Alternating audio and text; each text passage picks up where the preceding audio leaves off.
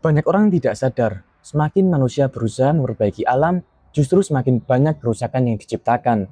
Dan yang lebih mengejutkan, ada seorang ilmuwan Jepang yang membuktikan bahwa hasil pertanian terbaik justru muncul ketika manusia berhenti ikut campur terlalu banyak. Namanya adalah Masanobu Fukuoka. Dan yang akan dibahas kali ini bukan sekedar metode tanam, tapi sesuatu yang jauh lebih dalam, yaitu cara berpikir yang bisa mengubah cara melihat alam dan bahkan kehidupan. Selama ini, pertanian selalu dianggap sebagai aktivitas mengendalikan. Tanah harus diolah, air harus diatur, hama harus dimusnahkan.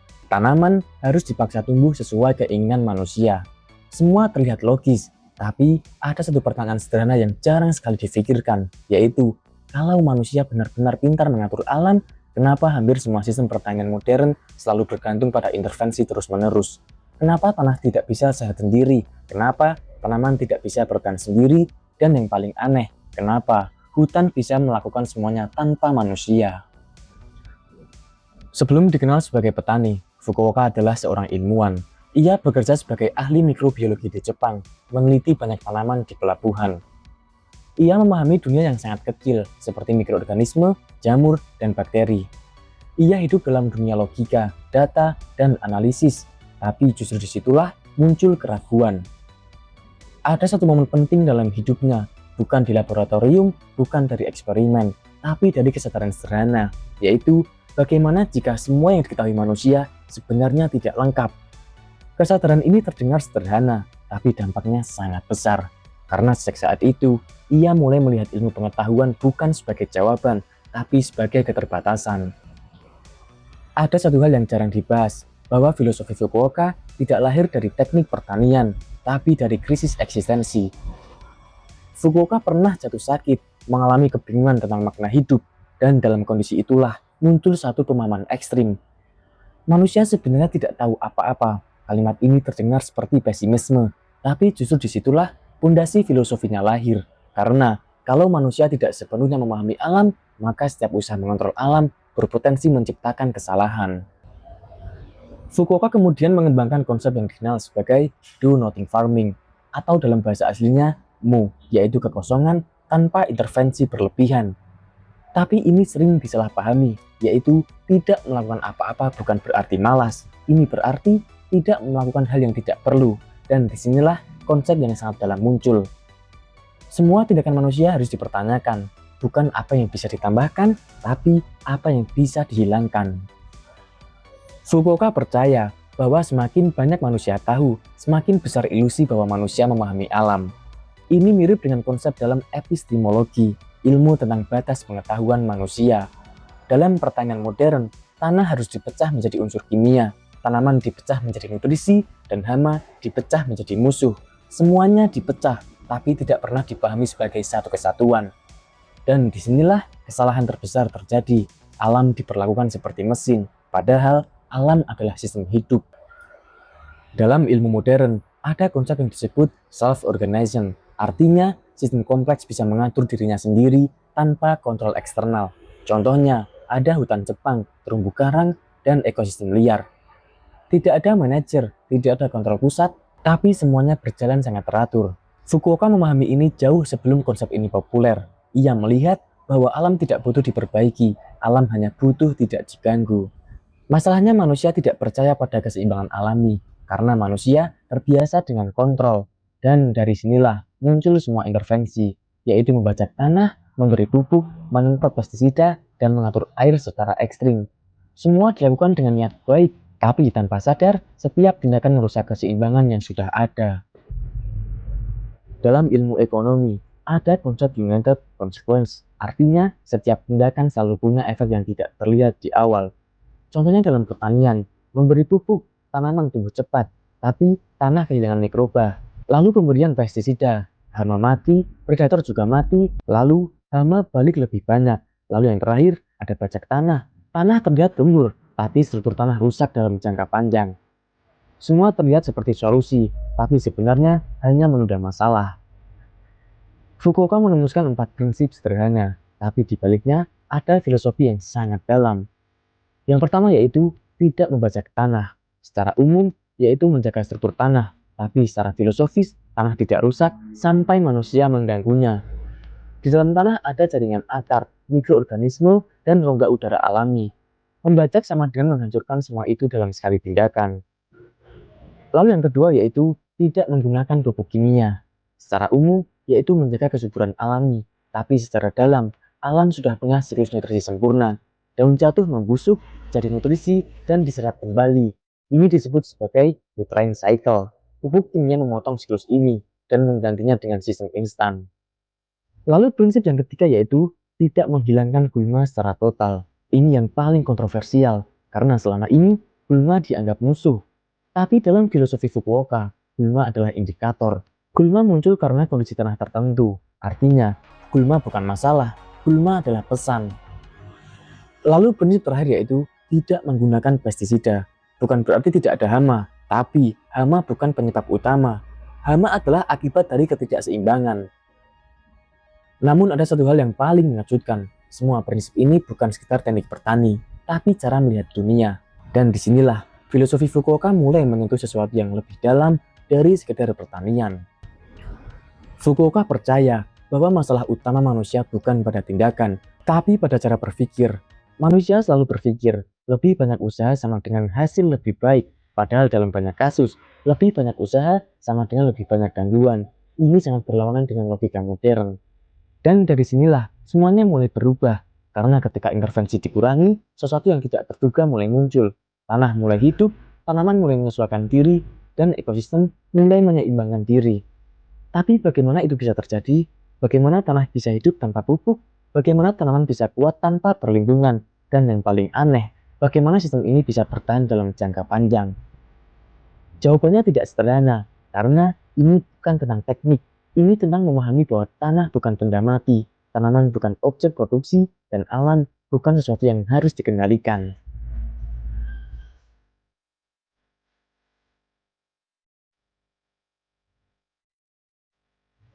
Ada satu hal yang hampir tidak pernah disadari. Setiap kali menginjak tanah, sebenarnya sedang berdiri di atas sistem kehidupan yang jauh lebih kompleks daripada kota manusia. Dan yang lebih mengejutkan, tanaman tidak pernah benar-benar sendirian. Selama ini, tanah sering dianggap sebagai tempat menanam, hitam, diam, dan tidak bergerak. Padahal di dalam tanah terjadi jutaan interaksi setiap detik. Ada pertukaran energi, ada komunikasi, ada kerjasama. Dan yang paling tidak terduga, tanaman bisa berbicara. Dalam satu genggam tanah sehat, terdapat lebih banyak organisme daripada jumlah manusia di bumi, seperti bakteri, jamur, protozoa, dan cacing mikro. Semua ini membentuk sistem yang disebut soil food web. Ini bukan sekedar perkumpulan makhluk hidup, ini adalah jaringan dan setiap bagian punya peran. Yang jarang diketahui, tanaman tidak menyerap nutrisi begitu saja. Tanaman melakukan transaksi. Akar tanaman mengeluarkan zat gula yang disebut eksudat. Zat ini seperti mata uang biologis. Kemudian, mikroorganisme datang. Sebagai imbalan gula, mereka memberikan nutrisi seperti nitrogen, fosfor, dan mineral lain. Artinya, tanaman tidak makan langsung dari tanah. Tanaman berdagang dengan mikroba. Ini bukan metafora, ini benar-benar terjadi. Dan ini mengubah cara melihat pertanian sepenuhnya. Ada satu jaringan yang bahkan lebih mengejutkan yang disebut sebagai mycorrhizal network. Jaringan ini dibentuk oleh jamur dan fungsinya menghubungkan akar antar tanaman. Bayangkan tanaman A bisa mengirim nutrisi ke tanaman B. Tanaman yang lemah bisa dibantu oleh yang kuat dan bahkan tanaman bisa saling memberi sinyal bahaya. Ini seperti internet bawah tanah, tanpa kabel, tanpa teknologi manusia, tapi jauh lebih efisien. Namun sistem ini bisa hancur hanya karena satu tindakan sederhana manusia, satu tindakan yang dianggap normal. Tindakan itu adalah membajak tanah. Ketika tanah dibalik, jaringan jamur terputus, mikroorganisme mati terkena oksigen berlebih, struktur alami hancur, dan dalam satu momen, sistem komunikasi bawah tanah terputus total.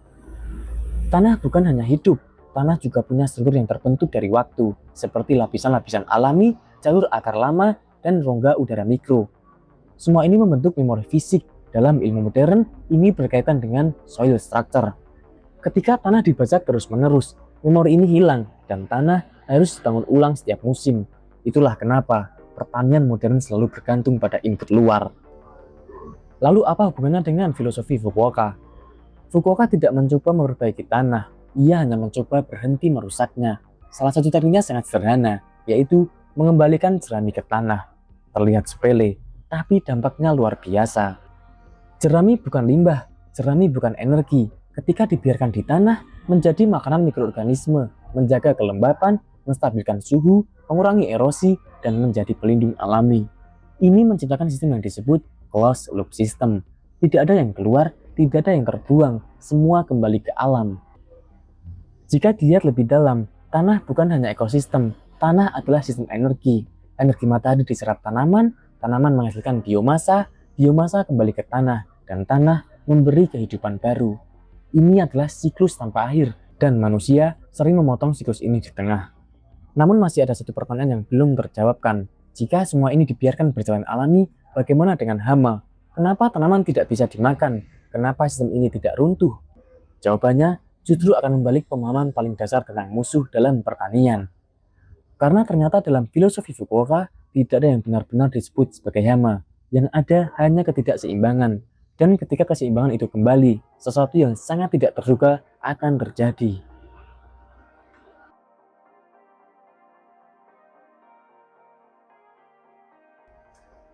Selama ini, hama dianggap musuh, sesuatu yang harus dibasmi, dihilangkan, dan diperangi.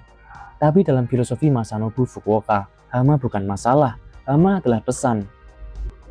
Di alam liar, tidak pernah ada berita tentang serangan hama besar-besaran yang menghancurkan seluruh hutan. Padahal tidak ada pestisida, tidak ada manusia yang mengontrol, tapi sistemnya tetap stabil. Kenapa ini bisa terjadi? Jawabannya bukan pada hama, tapi pada keseimbangan. Di alam liar, setiap serangga punya predator, setiap populasi punya batas, dan setiap gangguan akan dikoreksi oleh sistem.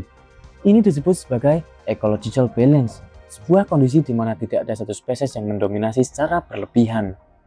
Yang jarang disadari, hama tidak datang tanpa alasan. Hama muncul karena ada kondisi yang mengundang mereka. Contohnya, tanaman yang lemah lebih mudah diserang, tanah yang rusak nutrisi tidak seimbang, ekosistem terganggu, predator akan hilang. Artinya, hama bukan penyebab kerusakan. Hama adalah hasil dari kerusakan yang sudah terjadi.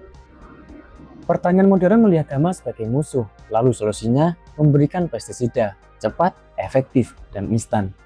Tapi ada satu masalah besar, pestisida tidak hanya membunuh hama, tapi ia juga membunuh serangga predator, mikroorganisme tanah, dan bahkan sistem pertanian alami tanaman.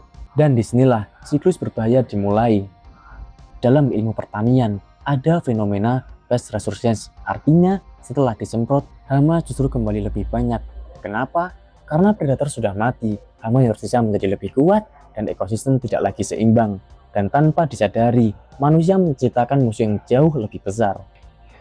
Namun yang lebih mengejutkan lagi, tanaman sebenarnya punya cara sendiri untuk bertahan, cara yang hampir tidak pernah dibahas. Tanaman memang tidak punya otak, tapi tanaman bisa merespon ancaman, mengirim sinyal kimia, mengubah komposisi internal. Ini dikenal sebagai ilmu modern sebagai plant signaling. Contohnya saat diserang serangga, tanaman bisa mengeluarkan senyawa yang menarik predator alami serangga tersebut. Artinya, tanaman bisa memanggil bantuan. Fukuoka menemukan sesuatu yang sederhana tapi dalam, yaitu tanaman yang tumbuh di sistem alami jarang mengalami serangga besar. Kenapa? Karena nutrisi seimbang, mikroorganisme aktif, dan ekosistem lengkap. Tanaman menjadi lebih resilient. Ada pendekatan yang lebih jarang dibahas lagi, bahwa setiap makhluk hidup memiliki pola getaran. Dalam pendekatan biofisika, sel hidup menghasilkan sinyal listrik kecil. Ini berkaitan dengan bioelektrik. Tanaman sehat, sinyal stabil. Tanaman stres, sinyal berubah. Beberapa teori menyebutkan serangga lebih tertarik pada tanaman yang lemah secara frekuensi. Ini belum sepenuhnya mainstream, tapi mulai diteliti dalam bidang baru. Dan menariknya, Fukuoka sudah melihat pola ini secara alami tanpa alat modern. Namun semua ini membawa ke satu pertanyaan besar. Kalau alam sudah punya sistem sempurna, kenapa manusia tetap merasa harus mengontrol? Jawabannya sederhana, tapi tidak nyaman. Karena manusia ingin merasa berkuasa. Dalam pertanian, ini muncul dalam bentuk mengontrol tanah, mengontrol air, dan mengontrol kehidupan. Padahal, alam tidak butuh dikontrol, alam hanya butuh dipahami. Fukuoka menyimpulkan sesuatu yang sangat radikal. Masalah terbesar manusia bukan kurangnya teknologi, tapi keinginan untuk selalu ikut campur. Semakin banyak intervensi, semakin jauh dari keseimbangan, dan ini bukan hanya tentang pertanian. Jika diperhatikan lagi, Pola ini muncul di dalam banyak hal, semakin dikontrol semakin rapuh, semakin dipaksa semakin rusak, dan semakin diperbaiki semakin kompleks masalahnya, dan tanpa sadar, manusia terjebak dalam lingkaran tanpa akhir.